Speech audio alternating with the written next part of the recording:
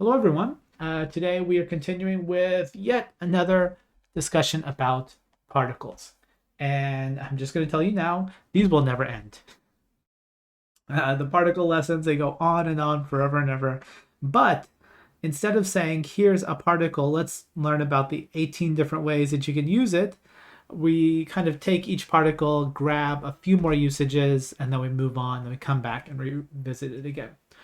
The two that we're talking about today, ka and o, are similar to that. We've seen both of them, and we will be looking at some new stuff today.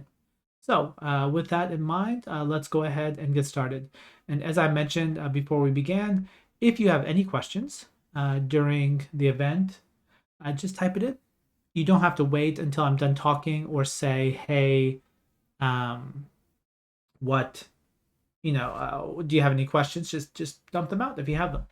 So we're gonna start with ka. And now some of you know more, some of you know less, and so you might accidentally answer with the thing we're about to do. But what is the ka that we've learned so far? Or if you haven't been in these lessons before, if you think about what's the most basic usage of ka that we usually learn first? What's the purpose of ka? One of them. Yes. Thank you. We use them for questions. It's usually when we learn first, genki desu ka, shindemasu ka, things like that. Asking people questions. And this is not the one we're going to do today, but I wanted to show you that a single particle can have multiple usages. And unlike the one before, the one, I'm going to type out a couple of sentences. I'll use the ones that I just mentioned. Hopefully the second one is not one that you typically have to use too often, but you could ask someone if they're doing well. Genki desu ka? Or you could ask someone, wait, are you dead? You're poking them with a stick or something. Shindemasu ka? Or maybe they're in a really deep sleep and you can't get them out of bed. And when you ask these, so the first one is, are you good or are you well? It's kind of it's got that vague, just are you in a good state kind of question. The second one is, are you dead?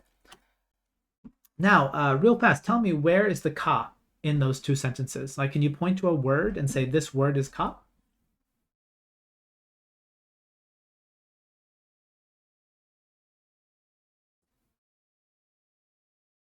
It's at the end, but it's not there really. It's not a word. It's not the question mark exactly, because you can have this. This is quite natural in Japanese. You can say genki desu ka with a question mark. In fact, that's probably a bit more common. And so the ka and particles often do not have specific words, that they refer to. They instead provide. Does anyone remember, though you have to have been in my previous lessons? Does anyone remember what I called particles? I've likened them to a physical object, like they're kind of like this.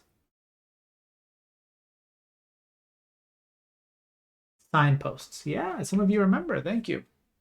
So it's not always the case. Sometimes particles will have a very clear word that they link to, or words that they link to, and we'll see some of both today. But in this case, the ka was working as a signpost. It was pointing to this sentence and saying, hey, this verb next to me, that's a question, by the way. But it doesn't have a direct translation, so to speak. Let's contrast that with the ka that we are about to jump into. And let me jump forward. So we've talked about it being used as a question. It can also be used as or. This or that. And this is an extremely simple usage. It's very easy. You're going to grab it immediately if you haven't used it before.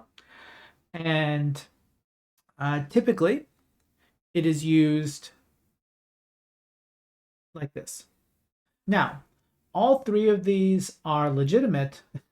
They're all usable. They're all natural. However, if I had to put percentages next to each of them, I'd say the top one represents 90% of ka usage, where you're linking up two nouns. And typically, especially with nouns, you're only going to see one ka in between. In this sense, you can almost think of it as glue that's linking the two together. And with that, of course, you're going to need to have the same thing on either side. So just like in English, we could not say, I guess you could say food, or you couldn't say food or delicious. That wouldn't work. You'd say ramen or curry if you're thinking about something yummy to jump into. Ramen or curry, and the same thing applies in Japanese. You're going to need the same things next to one another. You need nouns with nouns, adjectives with adjectives, verbs with verbs. And interestingly, with verbs, you need two kas. You need one ka on the end of each one. That's just the way it is. But again, the times that you're going to see ka following a verb or ka following an adjective is very rare. Now, we're going to show you examples of all of them, but you're going to see it come up with nouns most of the time. Now, it's worth noting that you see where it says verb, it says casual verb. And there's different ways depending on what you're reading and what reference you're looking at as to what casual is. Or rather, people use other forms. Sometimes people say the short. They might say the short form. They might say this is not just casual, this is a subset of casual, but they might say the dictionary form. But what I'm getting at is if you are thinking about sleeping or eating, you would say something like this: neru ka taberu ka. And you could not say this. And we've talked about this before, that even if you are using polite language, there's still constructions that you have that use the casual form or the short form embedded somewhere else in the sentence. And the polite form just comes at the end. And so you cannot say, I'm speaking politely, I want to be as polite as possible. Every sentence or every verb I'm going to make, polite. It doesn't work that way. So when it says casual verbs, we want casual verbs.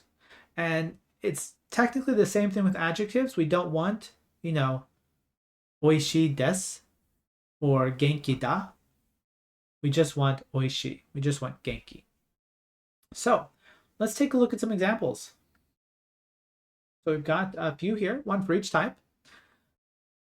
And let's take a look at the first one. This is the easiest one. This is one you're going to see 90% of the time. You've got two nouns. And hopefully you're not too hungry because this will just make you hungrier.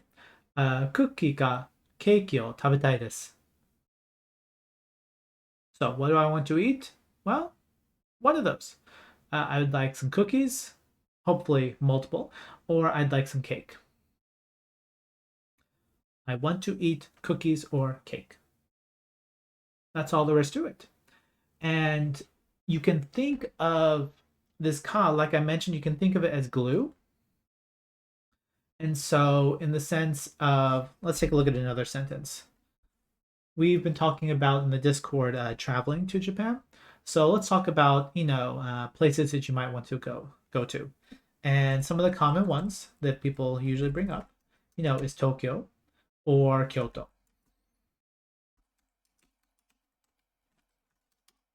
So let's take a look at this sentence. Very simple. I want to go to Tokyo or Kyoto. And with this ka acting as glue, you can think of it in the sense of globbing those two together, so it's just a single unit.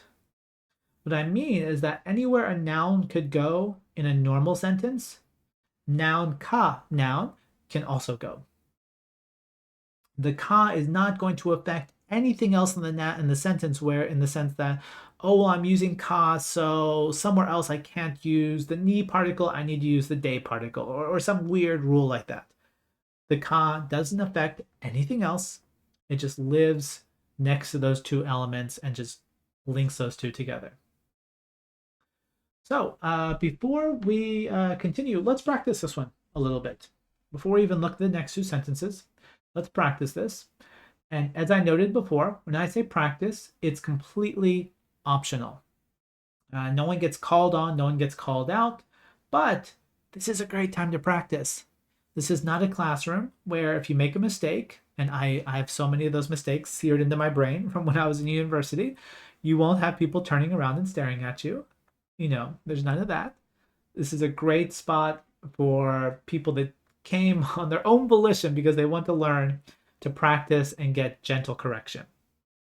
And if you make mistakes, great. Mistakes are awesome. It's something I'm trying to teach my 7-year-old son, that making mistakes, it's a vital process to learning. And one day he'll pick it up. So let's talk about a few things. We always like to talk about things that we like to do, or that we like, or we want to do, or we want to go to.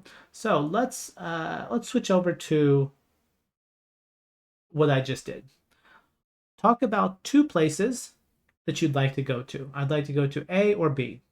Now, you can talk about 2 places in Japan. You can talk about 2 places in the world. Like, I'd love to go to England or France.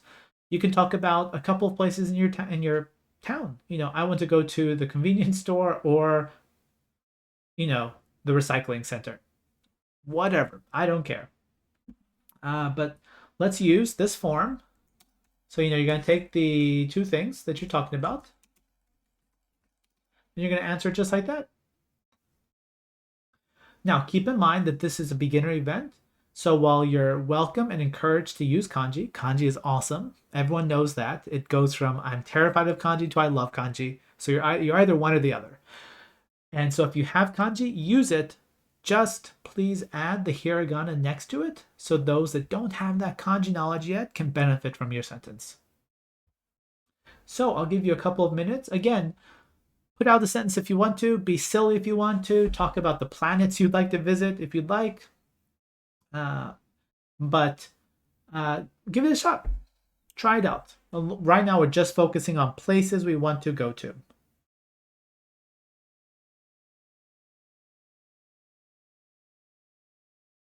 And don't use the negative form. I'll tell you why. Don't say, I don't want to go to this or that, because it's actually a different form. And if we have time, I think we will. I'll branch off and give you slightly more advanced grammar, but I'll show you how to use this in the negative.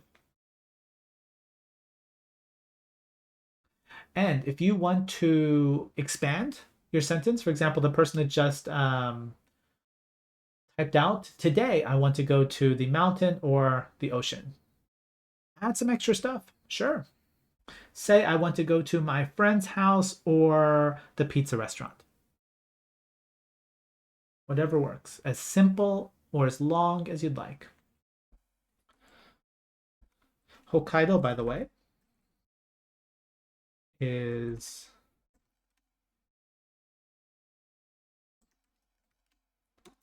got 1 extra u on the end. And I'm trying to think of a mnemonic to help you remember that. It's got the extra u because, let's say, it's so cold in Hokkaido that most of the time you're there, you're going, ooh, it's cold. That's why you need that extra u, because it's cold. Not in the summer, but if you go in the winter and you're not used to the cold, it is eye-opening. As people type in sentences, I grew up in Texas in the US, which is not a cold place. And I remember my first trip to Hokkaido in the winter to see the snow festival. My camera, this is back in the day before everyone had smartphones. So I had, a small Olympus camera, a digital camera, and it stopped working. It stopped working because it got so cold that the batteries couldn't push the electrons around properly. And so the battery just gave up. That was my Hokkaido experience. So let's see what other people are talking about. Someone wants to go to the sun or the moon. I wish you luck with that. Other people are talking about going to the konbini or the restaurant. Oh, by the way, maybe you're thinking, I want to participate, but I don't have Japanese installed. Who cares? Use Romaji. we're not going to gatekeep your sentences and say, oh, they're using Romaji, how dare they? I'd much rather you use the tools you have to put out a sentence than not participate. And don't worry about the length of other people's sentences, if they're long or short. Again, who cares? We're all at different stages.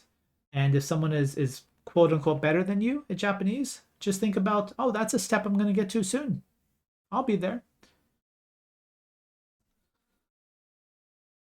So for a ramen restaurant, we have a much easier way of saying it. I think it's easy because it's shorter. There you go. Ramen ya. Ya is a suffix that's attached to a ton of different store types. And more technically, it would be ramen store, but everyone knows it's a ramen restaurant. You can also have, for example, a nikuya, which would be a butcher. Not the butcher, the person, but the butcher is in the store, a meat store, a meatery. So the ya can go, stalls. I'm gonna say no. I feel like a ya is more of a store. But but the stalls use the same kanji in their name, yatai.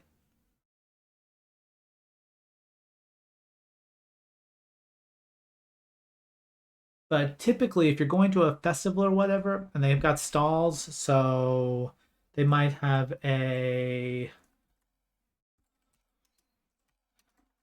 you wouldn't say, let's say you're getting some yakitori, some chicken or some meat on a stick. You wouldn't say a yakitori ya, or even if they were serving ramen, you wouldn't say a ramen ya. You'd probably say like a yakitori no yatai or ramen no yatai. Anyway, I didn't read everyone's sentences. I didn't skip anyone on purpose. I was just kind of jumping around. But I love that a lot of sentences came out. And I'm sure there were some mistakes here and there, but also, who cares? Mistakes are great. So let's keep going. Oh, before that, let me tell you about the negative. So I said don't do the negative because it doesn't work. And it actually doesn't work in English either. We cannot say, oh, whoops, we can't say I don't. That's not quite enough. We wouldn't say I don't want to go to, actually, I guess we could say it in English. So we might say this in English. I don't want to go to Tokyo or Kyoto.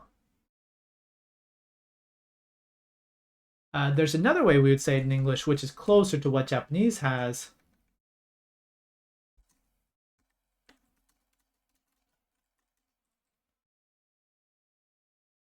And I'm trying to think. Actually, now my English is failing me. I've got the Japanese clear in my head, but the English is gone. But let me skip the English. Let me back up and say in Japanese, though, if you're talking about not nor, yes, nor is the one that I was thinking of. Neither nor. And so this is more difficult, but I'm just going to throw it out there for those that are wondering. If you don't get this, though, that's cool. That's fine. So if you want to go to neither Tokyo nor Kyoto, which maybe you're just not fond of all the crowds, I totally get that. Those are busy, busy cities.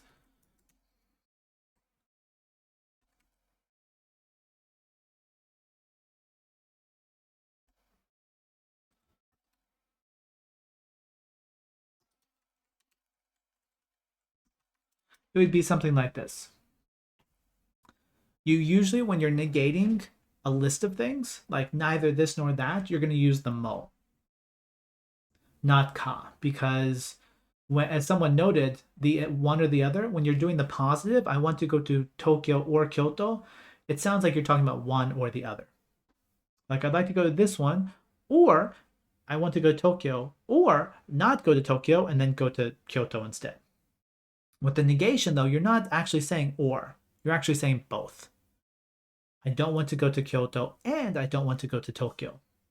And so the actual grammar construction is different. And we're going to use that mo to say I want to go to neither Tokyo or Kyoto.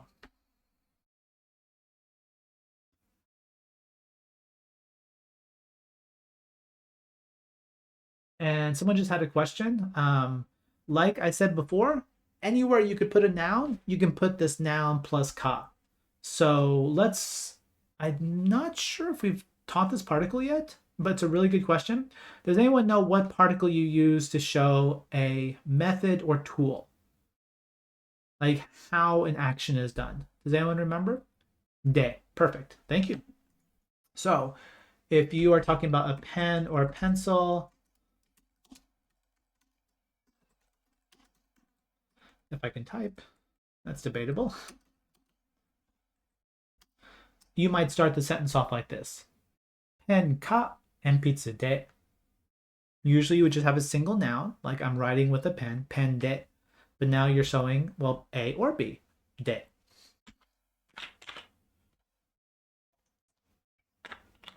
But excellent question. Kadoka is, no, much bigger. Kadoka uses embedded sentences, and I definitely put it in the pre-intermediate level, not beginner. All right, let's keep going. So I've got a couple more sentences. Like I said, these are not nearly as common, but they do show up. So let's get it into your head so you're aware of it. The second one is two adjectives. Atsui ka samui hi ga suki desu ka? And if you want to translate this to English, it sounds closer to, do you like days that are hot or cold? You could also, and this might be the more common way, is that you might say, Atsui hi ka samui hi ga suki desu ka? Do you like hot days or cold days? So it's kind of a grouping thing. And the person asking about wo, as soon as we get to that particle, which is in a few minutes, I will talk about that. That's a really good question. So if I don't mention it, once we finish ka, please scream at me. At least scream with me via text, and I'll bring it up. So, but this does work. You can take these two adjectives and put them next to one another. You can mix the adjectives up so that they don't have to be an EE adjective. You could have an E adjective on one end and a na adjective on the other end. That would be fine. Again, you don't see these that often, but they do come up. Let's take a look at the last one. If you are considering two actions, again, take the casual form and then stick that ka in between. Now, this one's a bit more complex. You've noticed, hey, there's actually two lines. And with this one, what's going on is you've got the two verbs, but when we speak about verbs in grammar structures, we often just say, you put a verb here, you put the casual verb here, you put the polite form, or whatever it happens to be. But in Renshu and in basically all other learning materials, anytime it mentions verb, what it really means is a verb phrase. By that, I mean you put a verb plus anything else that might come along with a verb. A time, a location, whom you're doing something with, those are all okay. In the same way that, to give you a different example, and let's see if I can type, there we go. When we first learned the ga imas to show, existence. And you can say, well, you put a noun in front of that. You put a noun that's a living thing, a living animate thing. And so people would say, oh, it's a noun. Okay, you can say neko ga imasu. But you can also say kawaii neko ga imasu. And those are both nouns, plus other things that come along with nouns. And with this one here, we're talking about verbs. And in this one, we actually have two verbs, plus some locations as well. So we've got pate ni iku ka, ie ni kaeru ka wakarimasen. So two verbs, one is going, one is returning. Where are we going? To the party. Where are we returning to? Home, the house. So if the context was clear from a previous sentence, maybe this is shorter. Maybe you would say iku ka kaeru ka wakarimasen. I don't know if I'm going or returning. And maybe a second ago said, hey, you look sleepy. Are you going to the party tonight? And you answer, I'm not sure if I'm going or going back. So there's no requisite to have anything more than the verb, but you're free to add that.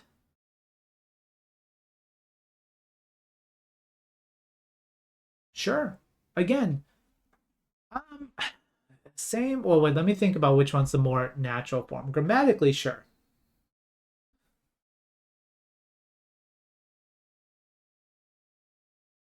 No, I think that would work. So if you were talking about going to buy something, you might say,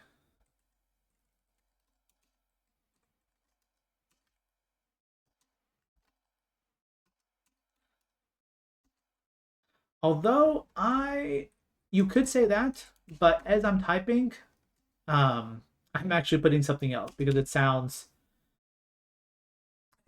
more natural. So you could do that, but take a look at what I put up, and I believe this uses a form that we might have not talked about yet. I can't recall. It's been a while since we've last had a lesson, but mine says more closely, you know, buy it today or do it tomorrow, or more literally, make it tomorrow. So the second half of it is choose tomorrow instead of today for the action to take place. So I could put that at the wakarimasen and say kyo kao ka ashita ni suru ka wakarimasen. I don't know if I'm going to buy it today or choose tomorrow for the action.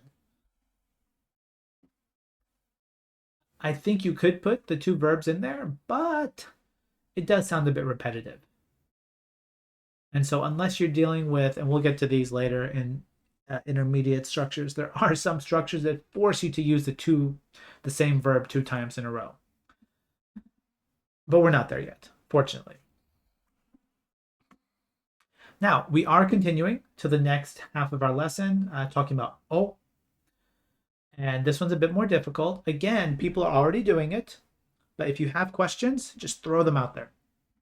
If you wait for a lull in the conversation, I know we've all had that, like, I'm going to wait for the right time and then toss this thing in, and then the time never comes. The same thing will happen here. If you've got a question, just throw it out whenever you want. We're happy to help you answer it. So someone was asking about this guy.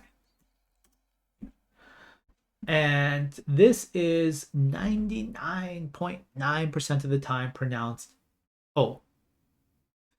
As in, if you were to listen to the 2 sound files on Renshu, it would sound exactly the same as this. Now, I don't know if this is true or not, but my belief is that they chose the wo, the W, as the Romaji form. Among other reasons, because it clarified which one was being written.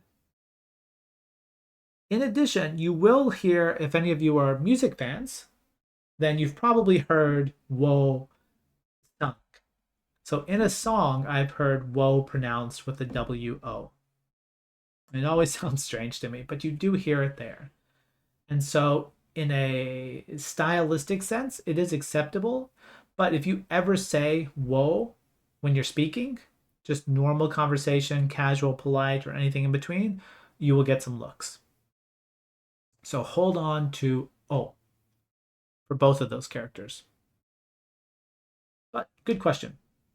Now, this O, like I said, this is going to be a bit trickier.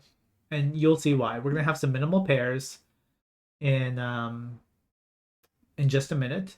But before we get to this particular O, let's talk about the O that we've seen before. And we used it to mark the direct object of the verb. And for those of you that aren't grammar term fans, I completely understand.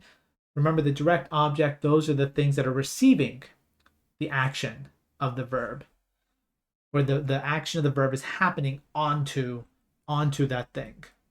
So going back to food, not that I'm hungry or anything. So if you're saying, I eat curry or I want to eat curry, kare o taberu. That's the one we've learned up until now. And again, that's the one that you're going to see 95% of the time. But this other one does get used. And it definitely does not mean this one, although it's going to look very similar. So I have it here. It says place. This is another one where O as a particle, it is a signpost. It is pointing at something and say, here's what's going on with this word before me. But this one often is translated as over, across, through, along, and words similar to that. So when do we use it? Let's take a look at these 3 sentences that all look extremely similar. And let's talk about the difference between the 3. Now, the first 2 are ones we have already discussed. Now, before I push next, and it's going to pop up what each of them means, as a review, let's talk about these a little bit. So the ni in the first one, don't give me the full translation of the sentence, but what is ni used for? When we have a location. When it's location, ni, and then I'm going to say a movement verb. A verb that shows movement, like aruku to walk, iku to go, kaeru to return, kuru to come. When we have a movement verb, ni, and then a location, a place. What's that ni doing? What's the signpost saying? Saying this location is what? What's that?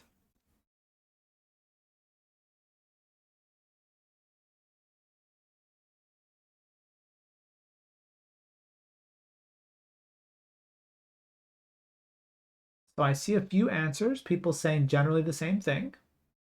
Target might not be quite right. I prefer to say destination. And by that, I mean when you have a movement verb, the movement is taking you from one place to the next. You're starting at A and you're going to B. Now you might be going to B, you might be coming to B, you might be walking to B, returning to B, but B is where your movement will stop. It's the end. And that's what ni is pointing at. It's pointing at the end of your movement, which people will often say the destination. And it also makes sense to say you're going to that place. That's true. So with this first sentence, where are they right now? Koe ni arukimasu. Where the person is saying this, where are they at this moment when they say this? Koe ni arukimasu. Not at the park, exactly. Somewhere else. And they're saying, I'm going to walk to the park. They're at A, wherever A happens to be.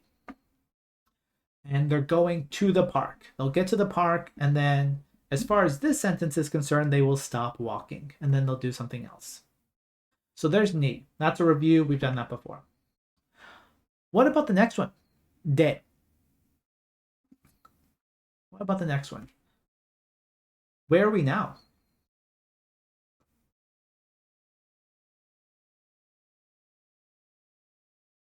We are at the park or in the park. Yeah, those both work. And so we are at the park and we are walking in the park. We are walking in the park. So the de here is being used to mark the location of the action. The location of the action. Now, it's very important to understand here, especially as we're learning this new one, that de does not give you any information about the extent of your walking, where you're walking in the park. There's no nuance at all. It could be, so I'll give you a few examples. It could be that you walk from the entrance of the park to the bench right next to it. It could be that you walk back and forth through the park 100 times. You could be circling the park. It could be any of those things. We don't know. It's just that walking's happening. Where's it happening? It's at the park. Oh, however, our new one, is going to add a lot of specificity to our walking. And if you remember, before I said O is used for things like across, through, over, etc. And let me give you a different way, because if you just look at those, it might not be clear what O is actually doing. Now you could translate this one as I walk through the park or I walk across the park. But what is O actually doing? O is talking about an action, this movement action, and it's going from one end of that location to the other end. So if we pretended that the park, this is the park entrance, and this is the park exit. And this park's a big circle or whatever. But if we use this sentence, we could be referring to going all the way through, again, going through the park. So it's showing a traversal from one end of the park to the other end. And this one, now we don't often think about going through the park. You might use this to describe directions. First cross the road, go through. You don't say walk in the park. Take a walk in the park, enjoy it, and then go to the station. You say go through the park. And when you say go through the park, you mean enter, walk, and then exit from some other end. But even that one is not it's not particularly common. So let's look at words that are much more common with this one. This one I feel is one of the most common. This first one, wataru. And wataru is usually to cross over. And so what are some things we can cross over? So there's one in the sentence, hashi or bridge. What are other things? Think about things that you might do, that you might cross over. What's something that, I'll ask you, a child walking to school might have to cross over? The road or the crosswalk, exactly. And again, if you can picture that, let's look at our little line again. Whatever it is, like if that line that I just put up is the road, you're going from one side of the road all the way over to the other side. And so you could say something like this, Doro o wataru, to cross over the road. I also hear it with rivers sometimes, like cross over the river. But there's a whole bunch of different ways you can use this.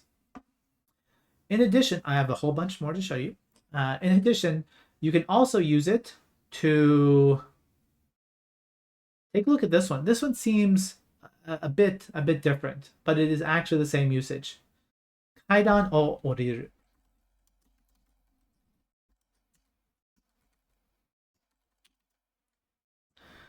Now, oriru is to get off or to descend. And in this one, we'd probably use descend. So you're descending the stairs. Now, it doesn't really, stairs aren't typically horizontal. But if we stick with my same arrow, and let's just flip that 90 degrees. Let's just twist it 90 degrees and look kind of top to bottom. You're going from one end, you enter the stairs, you go all the way through them, you exit. And to go back to the word that's very clear, it's just one that we don't use in English often, traverse. In all of these examples, we are traversing something. You're going across the width of it or the length of it. It depends on the direction you're going in.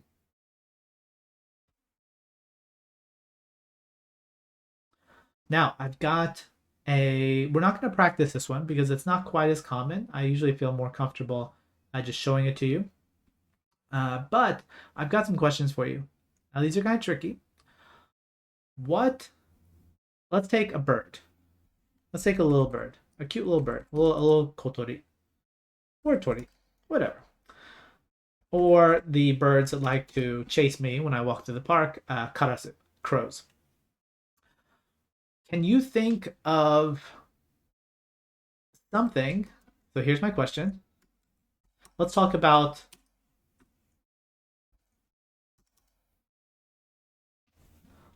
what could we put in here using O to show a traversal going through something. What could we put before and after the O? Now, this is a bit tricky. It's the same thing that we're talking about, but it kind of feels like it's a step away.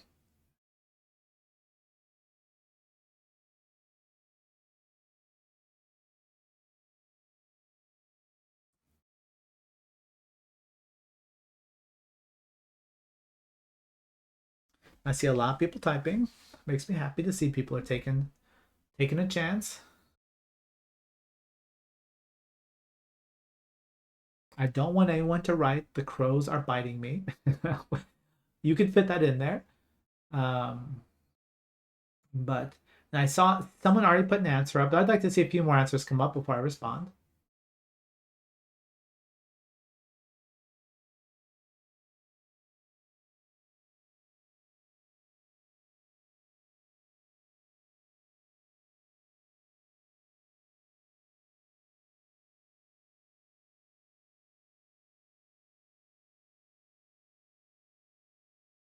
Okay, so I see a few different answers.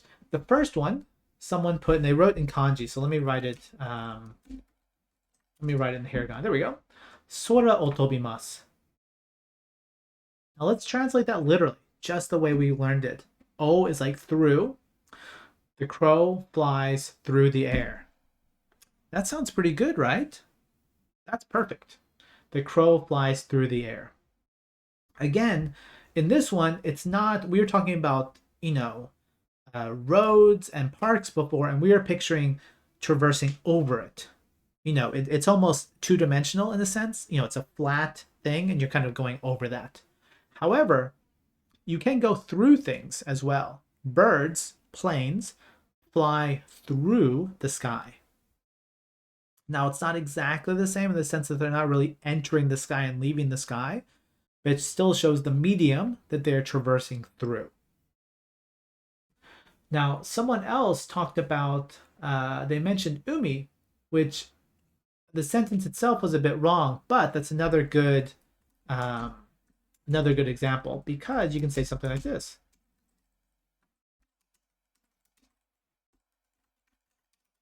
You can say fish swim through the ocean.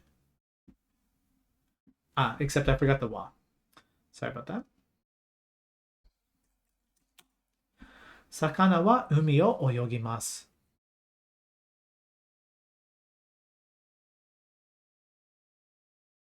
Fish don't fly. Fish swim through the ocean, through the water. Now, going back to the sentence before, let me give you one more example. So here's the one that we put up earlier. Tori wa soba o sora o tobimasu. Now you could say this.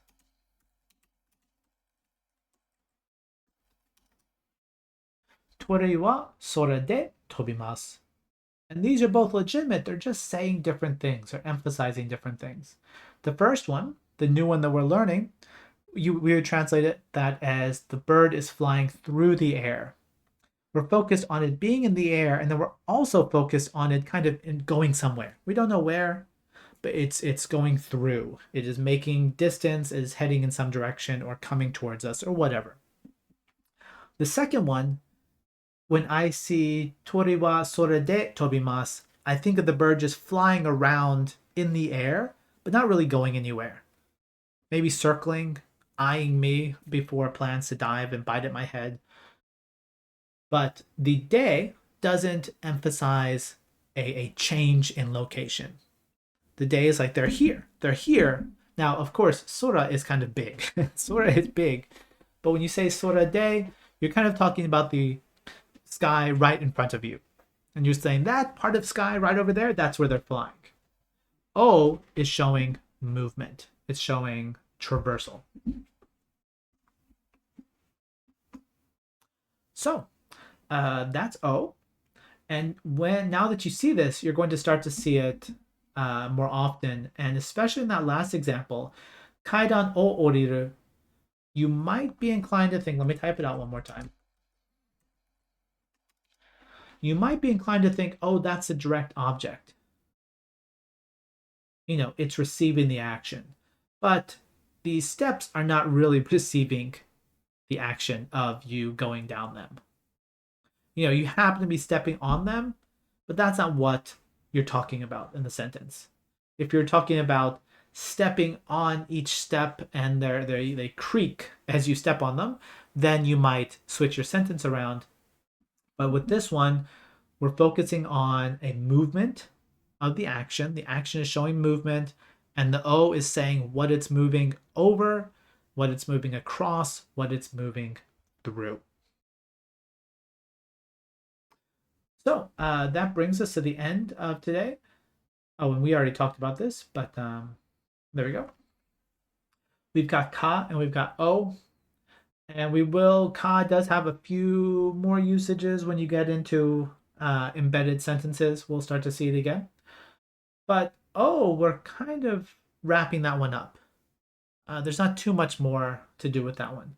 Now, next week, we will be talking about 2 more particles. I don't want to do too many particles at once because it will make your brains and my brain just melt into a pool of confusion. But we will be hitting a few more particles next time. And if this lesson I've been going through, if you need to get back to it, you probably know this, but just in case you didn't, you go to you go to the Renshu menu, and then it's under resources and Japanese lessons. And you can go down and you can see right now we don't have this little icon here, but as soon as we're done, we're going to throw that icon up there and you'll be able to look at this video at any time in the future, either through Renshu, or it will also be available up in the list under server events. Not the official Discord section server events, but the channel called server events. But I hope this helped you. And yes, I look forward to hopefully having you join us next time. Thanks so much.